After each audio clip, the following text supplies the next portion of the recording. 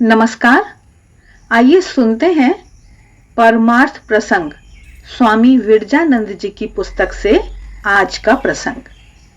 महाराज बता रहे हैं कि भक्त भगवान की सेवा करता है कि भगवान भक्त की सेवा करते हैं।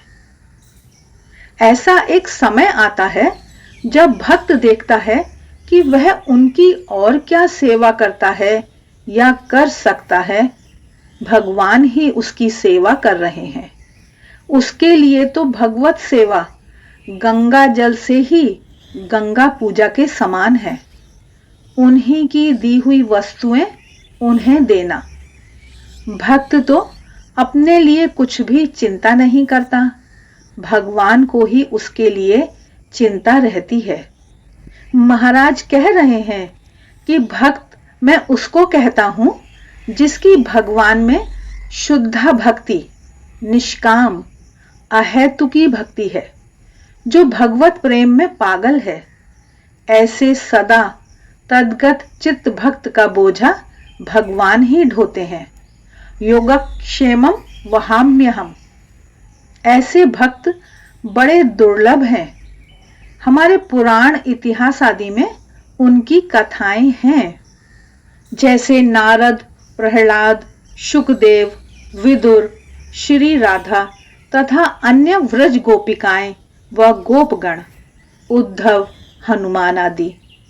ऐतिहासिक युग में हैं चैतन्य देव, मीराबाई, रामानुज, तुकाराम, राम प्रसाद, रामकृष्ण देव, विवेकानंद, पवहारी बाबा, नाग महाशय आदि।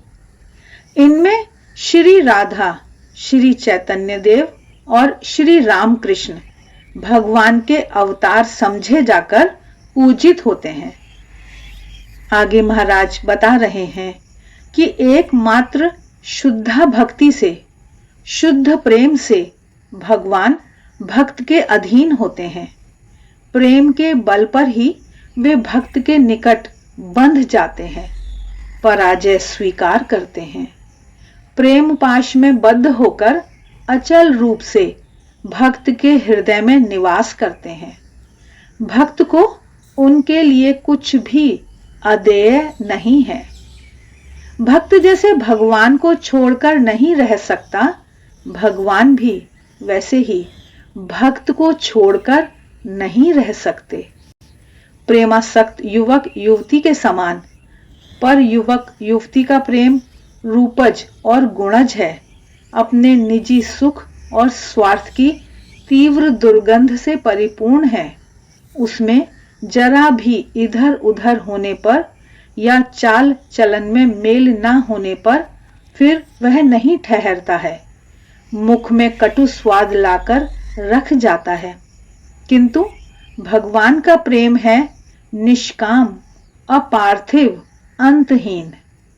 उस अमृत का जितना ही पान करो, पिपासा, प्यास उतनी ही बढ़ती है। किसी भी तरह मन भरता ही नहीं। प्रेम, प्रेम पात्र, प्रेमिक में अभेद हो जाता है। वे एकाकार हो जाते हैं।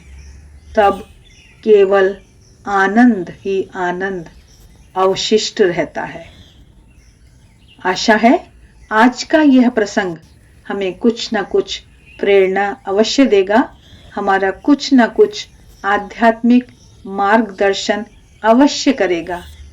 मिलते हैं फिर, तब तक देखते रहिए देवाक्षर। आप सभी का बहुत बहुत धन्यवाद।